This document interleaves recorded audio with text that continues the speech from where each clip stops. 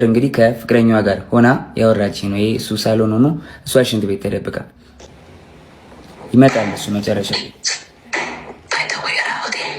በደዌ ራቁቴን ሰው እንዳይመጣብኝ ስለለመንኳት በቃ አልኳት።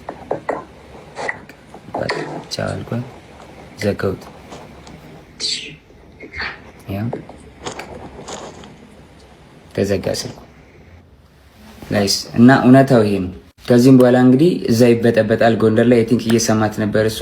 ተበጠበጠ፣ ተደወለልኝ እኔ ጋር። ከዛ በኋላ ኤልሻዴ ደውላ ጆ ለምን ደወልክ? እየደወለልኝ ነው አለች። ጃኒ አለች። እኔ አልደወልኩም ኤልሹዬ፣ ሁሉም ነገር ደግሞ ስልኬ ላይ ያለ ሪከርድ ማለ አሳይሻለሁ አልኳት። እሺ ይቅርታ አለችኝ ኤልሻዴ። ከዛ ሳስበው እኔ አልደወልኩም ካልኩኝ እሷ ደውላ ከሆነ ትበጣበጣለች። ሪሌሽንሺፕ እንዲበጠበጥ እንዲለያዩ አልፈልግም። እኔ ደግሞ ቢኮዝ የጀመርኩት የራሴ ህይወት አለ፣ ድጋሚ መበጥበጥ አልፈልግም። ልጅ አለኝ፣ አዲስ ህይወት አለኝ። እኔ ህይወቴ መቀጠል እፈልጋለሁ። የሰው ላይፍ መበጥበጥ አልፈልግም። ከዛ ደወለች።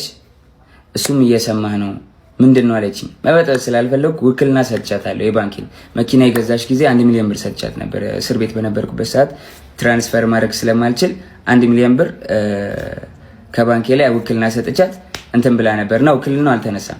ጃኒ አይ በቃ ውክልናው እንድታነሽልኝ ነው ብዬ ዘጋሁት ስልኩን ማለት ነው። እስከ ዛሬ ድረስ አንተን የደወልከው ምናምን ለምን ትንትላለህ ምናምን ስባል ዝም ያልኩትኝ የእሷ ሪሌሽንሺፕ ላለመበጥበጥ ነበር፣ ይሄን ነገር ላለማውጣት ነበረ።